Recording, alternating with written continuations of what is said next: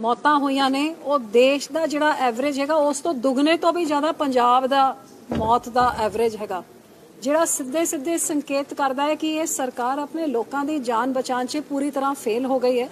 तो फेल होंदा मैं समझदी हां सब तो वड्डा कारण आ है कि जिहड़ी तैयारी करनी चाहिए इस बीमारी दे नाल लड़न वास्ते, जिहड़े साधन पैदा करने सीगे, जिस तरह की दवाइयां, जिस तरह के बैड, जो कुछ इंतजाम करना सी वो लोगों के सामने कि पूरी तरह सरकार किवें फेल होके लोगों नूं रब भरोसे या अपनी जानां नूं बचाने वास्ते अपने भरोसे छड्डिया होया हैगा।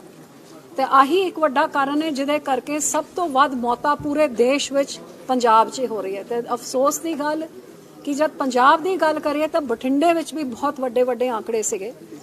जब मैनू खुद करोना होया तो हस्पतालों 'च जाके डॉक्टरां नर्सां दा हाल एक पासे देखिया ते दूजे पासे पेशेंट्स का देखिया ते तीजे पासे एक्सपर्ट्स तो जब पता लग गया कि अजे तो ये दूजी वेव चल रही, लेकिन तीजी वेव का ऐलान किया जा रहा है, एक्सपैक्टेड तीजी वेव आऊगी जिहदे विच बच्चियां दे उत्ते बहुत वड्डा नुकसान हो सकता है। तो इस गल तो घबरा के मैं हैल्थ सैकटरी नूं फोन करके पूछा, अपने डीसीज नूं भी पूछा भी तुहाडी की तैयारी हैगी।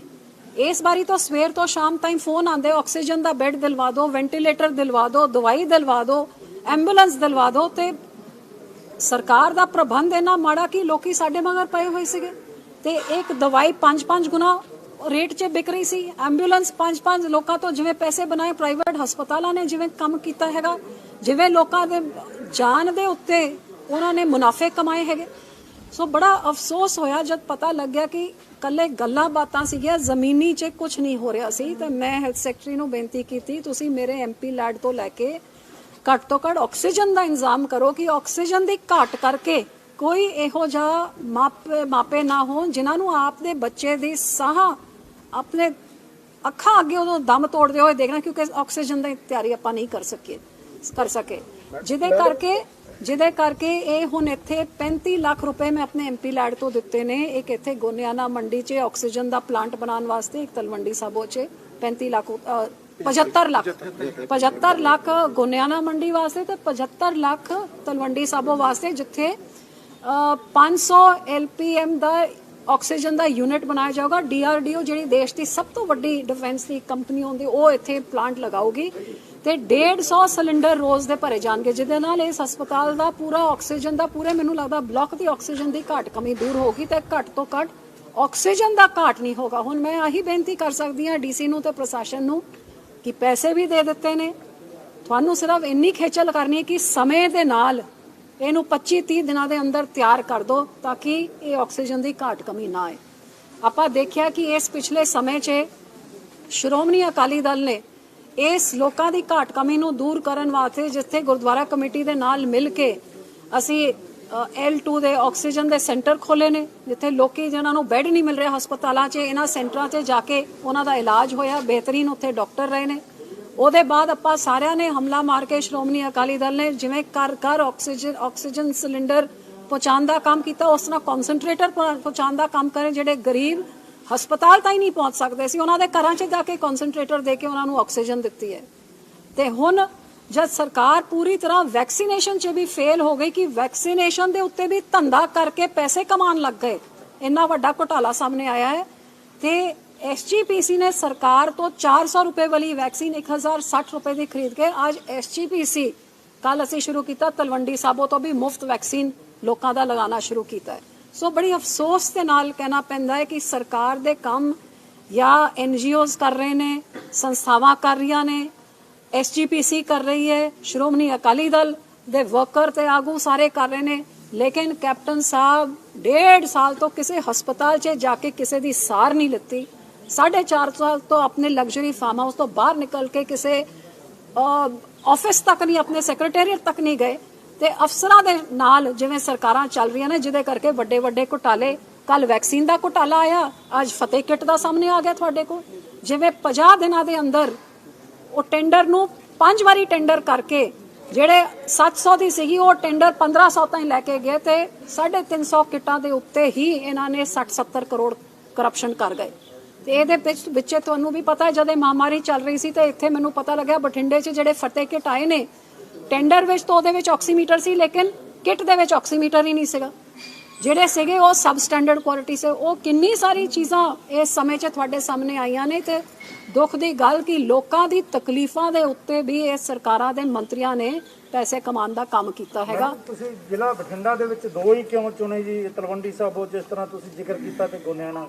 ਮੈਂ ਹੈਲਥ ਸੈਕਟਰੀ ਨੂੰ ਕਿਹਾ ਕਿ ਮੇਰੇ ਕੋਲ ਜਿੰਨਾ ਵੀ ਐਮਪੀ ਲੈਡ ਹੈ, ਕਿਉਂਕਿ ਮੈਂ 2000 ਤੁਸੀਂ ਸਾਰੇ ਜਾਣਦੇ ਹੋ ਕਿ ਐਮਪੀਆਂ ਦੇ ਪਿਛਲੇ 2 ਸਾਲ ਦੇ ਪੈਸੇ ਮੋਦੀ ਸਾਹਿਬ ਨੇ ਬੰਦ ਕਰ ਦਿੱਤੇ ਨੇ, ਲੇਕਿਨ 2019 ਦੇ ਮੇਰੇ ਪੈਸੇ ਮੇਰੇ ਕੋਲ ਪਏ ਹੋਏ ਸੀਗੇ ਤੇ ਇਹ ਦੋਨੋਂ ਡੀਸੀਜ਼ ਨੇ 1-1 ਕਰੋੜ ਦਾ ਮੇਰਾ ਇਹੋ ਜਿਹਾ ਕੰਮ ਸੀ ਜਿਹੜਾ ਮੈਂ ਇਲੈਕਸ਼ਨ ਤੋਂ ਪਹਿਲੇ ਪੈਸੇ ਦਿੱਤੇ ਸੀ, ਇਹਨਾਂ ਨੇ ਉਹ ਪੈਸੇ ਲੱਗਣ ਹੀ ਨਹੀਂ ਦਿੱਤੇ, ਉਹ ਮੇਰੇ ਅਕਾਊਂਟ 'ਚ ਵਾਪਸ ਆ ਗਏ। ਸੋ ਮੈਂ ਉਹਨਾਂ ਨੂੰ ਕਿਹਾ ਕਿ ਮੇਰੇ ਐਮਪੀ ਲੈਡ ਤੋਂ ਲੋਕਾਂ ਦੀ ਜਾਨਾਂ ਬਚਾਉਣ ਵਾਸਤੇ ਜੋ ਤੁਹਾਨੂੰ ਕਰਨ ਦੀ ਲੋੜ ਹੈ, ਮੇਰੀ ਬੇਨਤੀ ਹੈ ਜਲਦ ਤੋਂ ਜਲਦ ਤੁਸੀਂ ਕਰੋ। ਸੋ ਇਹ ਹੈਲਥ ਸੈਕਟਰੀ ਦਾ ਹੀ ਫੈਸਲਾ ਸੀਗਾ ਕਿ ਕਿੱਥੇ ਲਗਵਾਉਣਾ ਹੈਗਾ ਤੇ ਕਿਹੜੀ ਚੀਜ਼ ਦੀ ਲੋੜ ਹੈ। ਮੈਂ ਸਿਰਫ ਪੈਸੇ ਉਹਨਾਂ ਨੂੰ ਮੁਹੱਈਆ ਕਰਾਏ ਸੀਗੇ, ਕਿਉਂਕਿ ਜਿਵੇਂ ਹੈਲਥ ਮਿਨਿਸਟਰ ਨੇ ਤਾਂ ਕਹਿਤਾ ਕਿ ਸਾਨੂੰ ਵੈਕਸੀਨ ਵੇਚਣੇ ਪਏ ਨੇ, ਗਰੀਬਾਂ ਦੇ ਵੈਕਸੀਨ ਵੇਚਣੇ ਪਏ ਨੇ, ਕਿਉਂਕਿ ਸਾਡਾ ਖਜ਼ਾਨਾ ਖਾਲੀ, ਅਸੀਂ ਕੰਗਾਲ ਹੈ, ਸਾਡੇ ਕੋਲ ਪੈਸੇ ਨਹੀਂ ਹੈਗੇ। ਸੋ ਜਿਹੜੀ ਵੈਕਸੀਨਾਂ 400 ਰੁਪਏ 'ਚ ਦਿੱਤੀਆਂ ਗਈਆਂ ਉਹ ਗਰੀਬਾਂ ਦੀ ਜਾਨਾਂ ਬਚਾਉਣ ਵਾਸਤੇ ਮੁਫਤ ਲਗਾਉਣ ਦੇ ਬਜਾਏ ਪ੍ਰਾਈਵੇਟ ਹਸਪਤਾਲਾਂ ਨੂੰ ਵੇਚ ਕੇ ਇਹਨਾਂ ਨੇ ਆਮਦਨ ਕਮਾਉਣ ਦਾ ਤੇ ਕਰਪਸ਼ਨ ਕਰਨ ਦਾ ਇੱਕ ਸਾਧਨ ਬਣਾ ਲਿਆ। ਜੀਐਸਟੀ ਲਗਾਤਾਰ ਵੈਕਸੀਨ ਤੇ ਲੱਗ ਰਿਹਾ, ਹੁਣ ਸ਼੍ਰੋਮਣੀ ਕਮੇਟੀ ਨੇ ਜਿਹੜੀ 400 ਵਾਲੀ ਵੈਕਸੀਨ ਸੀ 1060 ਦੀ ਖਰੀਦੀ ਆ ਤੇ ਲਗਾਤਾਰ ਕਹਿੰਦੇ ਜੀਐਸਟੀ ਨੇ ਚੀਜ਼ਾਂ ਤੇ ਮਾਫ ਹੋਣੀ ਚਾਹੀਦੀ ਆ। ਕਾਰਨ ਕੀ ਰਿਹਾ ਕਿ ਕੇਂਦਰ ਸਰਕਾਰ ਨੇ ਵੀ ਜੀਐਸਟੀ ਨੂੰ ਛੱਡਿਆ ਔਰ ਪੰਜਾਬ ਸਰਕਾਰ ਨੇ ਵੀ ਆਦਾ ਹਿੱਸਾ? ਬਿਲਕੁਲ, ਇਹ ਜਿੰਨੀ ਫੇਲ ਪੰਜਾਬ ਸਰਕਾਰ ਹੋਈ ਹੈ ਬਰਾਬਰ ਦੀ ਫੇਲ ਕੇਂਦਰ ਦੀ ਸਰਕਾਰ ਹੋਈ ਹੈ ਕੋਵਿਡ ਦੇ ਵਿੱਚ ਲੋਕਾਂ ਦੀ ਜਾਨਾਂ ਬਚਾਉਣ ਵਾਸਤੇ। ਜਦ ਸਾਰੀ ਦੁਨੀਆ ਦੀ ਸਰਕਾਰਾਂ ਵੈਕਸੀਨ ਵਾਸਤੇ ਆਰਡਰ ਪਲੇਸ ਕਰ ਰਹੇ ਸੀ ਕਿ ਸਾਡੇ ਲੋਕਾਂ ਨੂੰ ਵੈਕਸੀਨ ਲੱਗ ਜਾਏ, ਉੱਥੇ ਸਾਡੇ ਕੇਂਦਰ ਦੀ ਸਰਕਾਰ ਵੈਕਸੀਨ ਐਕਸਪੋਰਟ ਕਰ ਰਹੀ ਸੀਗੀ, ਦੂਜੇ ਦੇਸ਼ਾਂ ਨੂੰ ਭੇਜ ਰਹੀ ਸੀ। ਜਿੱਥੇ ਦੁਨੀਆ ਦੀ ਸਭ ਤੋਂ ਵੱਡੀ ਆਬਾਦੀ 2 ਨੰਬਰ ਦੀ ਆਬਾਦੀ ਹਿੰਦੁਸਤਾਨ 'ਚ ਹੈ, ਇੱਥੇ ਦੇ ਲੋਕਾਂ ਨੂੰ ਛੱਡ ਕੇ ਬਾਹਰ ਆਪਣੀ ਵੈਕਸੀਨ ਭੇਜ ਰਹੀ ਸੀਗੀ। ਤੇ ਹੁਣ ਮਹਾਮਾਰੀ ਜਦ ਵੱਧ ਗਈ, ਜਦ ਵੈਕਸੀਨ ਹੀ ਹੱਥ ਵਿੱਚ ਨਹੀਂ ਹੈਗਾ ਤੇ ਨਾ ਉਹ ਵੈਕਸੀਨ ਦੀ ਘਾਟ ਕਮੀ, ਲੇਕਿਨ ਜਿਹੜਾ ਉਹਨਾਂ ਦੇ ਹੱਥ ਵਿੱਚ ਹੈ ਕਿ ਤੁਸੀਂ ਟੈਕਸ ਘਟਾ ਦਿਓ ਤਾਂ ਕਿ ਸਸਤੀ ਹੋ ਜਾਏ ਵੈਕਸੀਨ ਤੇ ਹੋਰਾਂ ਨੂੰ ਲੱਗ ਜਾਏ।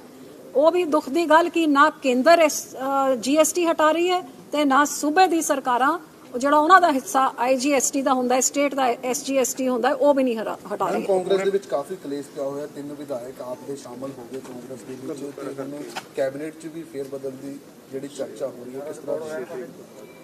ਇਹ ਸਾਰੀ ਚੀਜ਼ਾਂ ਜਿਹੜੀ ਚੱਲ ਰਹੀਆਂ ਨੇ 4.5 ਸਾਲਾਂ 'ਚ ਜਿਹੜਾ ਲੋਕਾਂ ਨੂੰ ਝੂਠੇ ਲਾਰੇ ਲਾ ਕੇ ਇਹਨਾਂ ਨੇ ਪਹਿਲੇ ਸਰਕਾਰ ਬਣਾਈ, 4.5 ਸਾਲ ਕੱਟਤੇ ਤੇ ਹੁਣ ਪਤਾ ਹੈ ਕਿ ਵੋਟਾਂ ਦਾ ਸਮੇਂ ਆ ਰਿਹਾ, ਕਿਸੇ ਨੇ ਮੂੰਹ ਨਹੀਂ ਲਾਣਾ ਹੈਗਾ ਬਲਕਿ ਸਵਾਲ ਪੁੱਛਣੇ ਨੇ। ਸੋ ਇੱਕ ਦੂਜੇ ਦੀ ਟੰਗਾ ਖਿੱਚੀਆਂ ਜਾ ਰਹੀਆਂ ਨੇ। ਅੱਜ ਹਾਲਾਤ ਆ ਹੈ ਕਿ ਤੁਸੀਂ ਦੇਖੋ ਕੈਪਟਨ ਸਾਹਿਬ ਇੰਨੇ ਮਜਬੂਰ ਹੋ ਗਏ ਕਿ ਜਿਹੜੇ 2 ਐਮਐਲਏ ਸੀਗੇ ਜਿਨ੍ਹਾਂ ਦੇ ਦਾਦੇ ਕੀ ਪਰਦਾਦੇ ਮੈਨੂੰ ਲੱਗਦਾ 37 ਸਾਲ ਪਹਿਰੇ ਪੂਰੇ ਹੋ ਗਏ ਸੀ, ਉਹਨਾਂ ਦੇ ਹੁਣ ਪੋਤਰਿਆਂ ਨੂੰ 37 ਸਾਲ ਬਾਅਦ ਨੌਕਰੀ ਦੇ 35 ਸਾਲ ਬਾਅਦ ਨੌਕਰੀਆਂ ਦਿੱਤੀ, ਡੀਐਸਪੀ ਤੇ ਤਹਿਸੀਲਦਾਰ ਬਣਾਇਆ ਜਾ ਰਿਹਾ ਤਾਂ ਕਿ ਉਹ ਐਮਐਲਏ ਇਹਨਾਂ ਤੋਂ ਬਾਗੀ ਨਾ ਹੋਣ। ਮੈਂ ਤਾਂ ਕਹਿੰਦੀ ਕਿ ਇੱਥੇ ਜਿਹੜੇ ਅਕਾਲ ਤਖਤ ਸਾਹਿਬ 'ਚ ਹਮਲੇ ਹੋਏ, ਜਿੱਥੇ ਹਜ਼ਾਰਾਂ ਬੇਕਸੂਰ ਨੂੰ ਇਹਨਾਂ ਦੀ ਇੰਦਰਾ ਗਾਂਧੀ ਨੇ ਮਾਰਤਾ ਸੀ, ਬਈ ਉਹਨਾਂ ਦੇ ਜਵਾਕਾਂ ਨੂੰ ਕਿਉਂ ਨਹੀਂ ਦਿੰਦੇ ਉਹ ਨੌਕਰੀ? ਘਰ ਘਰ ਨੌਕਰੀ ਤਾਂ ਇਹਨਾਂ ਨੂੰ ਲੋਕਾਂ ਨੂੰ ਤੁਸੀਂ ਕਿਹਾ ਸੀ ਨਾ ਕਿ ਸਿਰਫ ਆਪਣੇ ਘਰ ਨੌਕਰੀ ਦੇਣੀ ਆਪਣੇ ਐਮਐਲਏ ਨੂੰ। ਇੱਕ ਪਾਸੇ ਇਹੋ ਜੀ ਚੀਜ਼ਾਂ ਕੀਤੀਆਂ ਜਾਏ, ਦੂਜੇ ਪਾਸੇ ਅੱਜ ਮੈਂ ਅਖਬਾਰ 'ਚ ਪੜ੍ਹਿਆ ਕਿ ਕੈਪਟਨ ਸਾਹਿਬ ਨੂੰ ਜਦ ਦਿੱਲੀ ਸੱਦਿਆ ਗਿਆ ਤੇ ਪੂਰਾ ਥੈਲਾ ਭਰ ਕੇ ਸਾਰੇ ਐਮਐਲਏ ਤੇ ਮੰਤਰੀਆਂ ਦੇ ਡੋਸੀਅਰ ਲੈ ਕੇ ਗਏ ਕਿ ਇਹਨਾਂ ਦੇ ਕਾਰਨਾਮੇ ਕੀ ਨੇ, ਕਰਤੂਤਾਂ ਕੀ ਹੈਗੀਆਂ।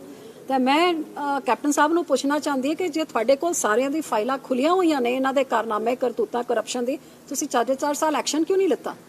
ਕਿਉਂਕਿ ਹਕੀਕਤ ਹੈ ਕਿ ਜਿਵੇਂ ਧਰਮਸੋਟ ਨੇ ਐਸਸੀ ਬੱਚਿਆਂ ਦੀ ਸਕਾਲਰਸ਼ਿਪ ਖਾ ਕੇ ਪਿਛਲੇ ਸਾਲ 70 ਕਰੋੜ ਰੁਪਏ ਦਾ ਗਪਨ ਕਰ ਗਿਆ ਸੀ, ਜਿੱਥੇ ਅਫਸਰ ਉਹਨਾਂ ਦੇ ਸੈਕਟਰੀ ਨੇ ਖੁਦ ਲਿਖ ਕੇ ਦਿੱਤਾ ਕਿ ਜਿਹੜੇ ਸਕੂਲਾਂ ਨੂੰ ਭੇਜਣਾ ਸੀਗਾ ਸਕਾਲਰਸ਼ਿਪ ਉਹਨਾਂ ਨੂੰ ਤਾਂ ਭੇਜਿਆ ਨਹੀਂ, ਹੋਰਾਂ ਕਿਸੇ ਨੂੰ ਭੇਜਤਾ ਜਿਨ੍ਹਾਂ ਦੇ ਬੱਚੇ ਨਹੀਂ ਪੜ੍ਹਦੇ ਸੀਗੇ। ਅੱਜ ਫੇਰ ਅਖਬਾਰ 'ਚ ਆਇਆ ਕਿ 80 ਕਰੋੜ ਰੁਪਏ ਸਕਾਲਰਸ਼ਿਪ ਦਾ 2 ਲੱਖ ਗਰੀਬ ਬੱਚਿਆਂ ਨੂੰ ਰੋਲ ਨੰਬਰ ਨਹੀਂ ਮਿਲਿਆ ਕਿ ਉਹਨਾਂ ਦੀ ਸਕਾਲਰਸ਼ਿਪ ਨਹੀਂ ਹੈ ਜਿਹੜੀ ਕੇਂਦਰ ਨੇ ਭੇਜੀ ਹੋਈ ਹੈ।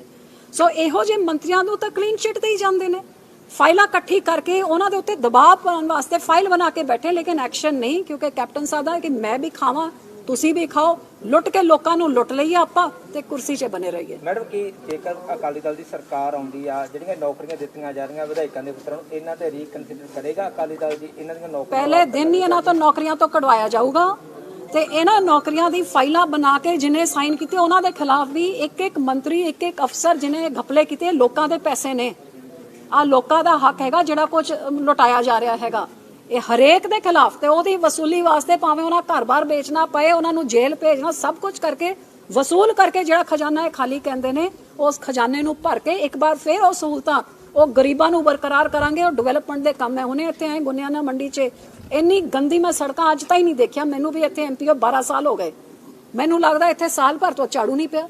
ਇੱਕ ਪਾਸੇ ਤਾਂ ਨਿਲਾਮੀ ਹੋ ਰਹੀ ਹੈ, ਉਹਦੀ ਪੋਸਟ ਦੀ ਪ੍ਰਧਾਨ ਦੇ ਪੋਸਟ ਦੀ ਨਿਲਾਮੀ ਹੋ ਰਹੀ ਹੈਗੀ, ਆਕਸ਼ਨ ਹੋ ਰਿਹਾ ਵੀ ਕਿੰਨੇ ਦਾ ਕੌਣ ਇਹ ਕੁਝ ਕਰ ਰਿਹਾ। ਇੱਥੇ ਦਾ ਬੈਠੇ ਜਿਹੜਾ ਐਮਐਲਏ ਹੈਗਾ ਘੱਟ ਤੋਂ ਘੱਟ ਗਲੀਆਂ 'ਚ ਨਿਕਲ ਕੇ ਆਪਦੇ ਸ਼ਹਿਰ ਦੀ ਸਫਾਈ ਦੇਖ ਲੈ। ਮੈਡਮ ਕਿਸਾਨਾਂ ਤੇ ਅੱਜ ਫਿਰ ਲਾਠੀਚਾਰਜ ਕੀਤਾ ਗਿਆ, ਹਰਿਆਣਾ 'ਚ ਪੂਰੇ ਪੰਜਾਬ 'ਚ ਵੀ ਪ੍ਰੋਟੈਸਟ ਹੋ ਰਿਹਾ ਤੇ ਪੂਰਾ ਸਾਲ ਹੋ ਗਿਆ ਜੀ ਕਾਲੇ ਕਾਨੂੰਨਾਂ ਨੂੰ ਲੈ ਕੇ। ਬਹੁਤ ਦੁੱਖ ਦੀ ਗੱਲ, ਜਿੰਨੀ ਨਿੰਦਾ ਕੀਤੀ ਜਾਏ। 3 ਜੂਨ ਨੂੰ 1 ਸਾਲ ਪੂਰਾ ਹੋਇਆ ਜਿਸ ਦਿਨ ਮੈਂ ਪਹਿਲੀ ਵਾਰੀ ਆਪਣੇ ਕੈਬਨਿਟ 'ਚ ਇਹ ਕਾਨੂੰਨਾਂ ਦੇ ਖਿਲਾਫ ਆਵਾਜ਼ ਉਠਾਈ ਤੇ ਪੂਰੇ ਕੈਬਨਿਟ ਤੇ ਪ੍ਰਧਾਨ ਮੰਤਰੀ ਨੂੰ ਮੈਂ ਕਿਹਾ ਸੀਗਾ ਕਿ ਕਿਸਾਨਾਂ ਦੇ ਮਨ 'ਚ ਇਹਨਾਂ ਕਾਨੂੰਨਾਂ ਦੇ ਖਿਲਾਫ ਬਹੁਤ ਵੱਡਾ ਵਿਰੋਧ ਵੀ ਹੈਗਾ, ਬਹੁਤ ਵੱਡੀ ਸ਼ੰਕਾਵਾਂ ਵੀ ਹੈਗੀਆਂ ਤੇ ਮੈਂ ਬੇਨਤੀ ਕਰਦੀ ਹਾਂ ਕਿ ਪਹਿਲੇ ਉਹਨਾਂ ਦੇ ਸਹਿਮਤੀ ਲੈ ਕੇ ਤਾਂ ਇਹੋ ਜਿਹੇ ਕੋਈ ਕਾਨੂੰਨ ਬਣਾਏ ਜਾਏ। 5 ਜੂਨ ਨੂੰ ਇੱਕ ਵਾਰ ਫੇਰ ਜਦ ਕੈਬਨਿਟ 'ਚ ਆਰਡੀਨੈਂਸ ਬਣਨ ਵਾਸਤੇ ਆਇਆ, 4 ਵਾਰੀ ਮੈਂ ਫੇਰ ਕਿਹਾ ਕਿ ਇਹਨੂੰ ਰਹਿਣ ਦਿਓ, ਅਜੇ ਪਹਿਲੇ ਉਹਨਾਂ ਨਾਲ ਗੱਲਬਾਤ ਕਰਕੇ ਲਓ, ਇੱਕ ਅੰਦੋਲਨ ਖੜਾ ਹੋ ਜਾਊਗਾ।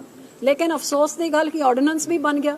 ਸਪਟੈਂਬਰ 'ਚ ਜਦ ਪਾਰਲੀਮੈਂਟ ਵਿੱਚ ਆਇਆ ਉਸ ਦਿਨ ਵੀ ਜਿੰਨੇ ਵੱਡੇ ਉੱਥੇ ਰਾਜਨਾਥ ਜੀ, ਨੱਡਾ ਜੀ ਜਿਹੜੇ ਪ੍ਰਧਾਨ ਹੈਗੇ, ਟੋਮਰ ਸਾਹਿਬ, ਸਾਰੇ ਮੰਤਰੀਆਂ ਨੂੰ ਇੱਕ ਵਾਰ ਫੇਰ ਸੁਖਬੀਰ ਜੀ ਤੇ ਮੈਂ ਨਿਵੇਦਨ ਕੀਤਾ ਸਿਲੈਕਟ ਕਮੇਟੀ 'ਚ ਭੇਜ ਦਿਓ, ਲੋਕਾਂ ਨੂੰ ਕਿਸਾਨਾਂ ਨੂੰ ਭਰੋਸੇ 'ਚ ਲੈ ਕੇ ਇਹੋ ਜਿਹਾ ਕਾਨੂੰਨ ਲੈ ਕੇ ਆਓ। ਲੇਕਿਨ ਆਪਣੇ ਨੰਬਰਾਂ ਦੇ ਜ਼ੋਰ ਜ਼ਬਰ ਦੇ ਨਾਲ, ਮੈਜੋਰਿਟੀ ਦੇ ਨਾਲ ਇਹਨਾਂ ਨੇ ਪਾਸ ਕਰਤਾ। 6 ਮਹੀਨੇ ਅੰਦੋਲਨ ਨੂੰ ਹੋ ਗਏ, 500 ਸਾਡੇ ਕਿਸਾਨ ਅੰਨਦਾਤਾ ਸ਼ਹੀਦ ਹੋ ਗਏ, ਜਾਨਾਂ ਕੁਰਬਾਨ ਕਰ ਦਿੱਤੀਆਂ। ਲੇਕਿਨ ਇਸ ਕਠੋਰ ਦਿਲ ਸਰਕਾਰ ਦੇ ਤੇ ਉਹਨਾਂ ਦੇ ਆਗੂਆਂ ਦੇ ਮੂੰਹ 'ਚ ਇੱਕ ਸ਼ਬਦ ਤੱਕ ਨਹੀਂ ਨਿਕਲਿਆ ਉਹਨਾਂ ਮਰੇ ਹੋਏ ਜੀਵਾਂ ਅੰਨਦਾਤਾਵਾਂ ਵਾਸਤੇ। ਤੇ ਅੱਜ ਕਦੇ ਉਹਨਾਂ ਨੂੰ ਆਤੰਕਵਾਦ, ਕਦੇ ਕੁਝ ਕ੍ਰੈਡੀਬਿਲਟੀ ਦੀ ਬੜੀ ਲੋੜ ਹੁੰਦੀ ਹੈ। ਹੁਣ ਜਿਸ ਤਰ੍ਹਾਂ ਦੇ ਪੰਜਾਬ ਦੇ ਵਿੱਚ 2022 ਆਉਣ ਜਾ ਰਿਹਾ, ਸਿਆਸਤ ਪਲਟੀ ਮਾਰ ਰਹੇ ਨੇ, ਚੋਣਾਂ ਕਿਸੇ ਹੋਰ ਨਿਸ਼ਾਨ ਤੋਂ ਲੜੀਆਂ ਜਾ ਰਹੇ ਨੇ, ਵਿਧਾਇਕ ਕਿਸੇ ਹੋਰ ਪਾਰਟੀ ਤੋਂ ਨੇ, ਸ਼ਾਮਲ ਕਿਸੇ ਹੋਰ ਪਾਰਟੀ ਨੇ, ਸਿਆਸਤ ਦਾ ਮਿਆਰ ਏਡਾ ਡਿੱਗ ਕਿਉਂ ਰਿਹਾ? ਦੇਖੋ, ਆਪਾਂ ਤਾਂ ਸ਼ੁਰੂ ਤੋਂ ਹੀ ਕਹਿੰਦੇ ਸੀ ਕਿ ਆਮ ਆਦਮੀ ਪਾਰਟੀ ਕਾਂਗਰਸ ਦੀ ਬੀ ਟੀਮ ਹੈ।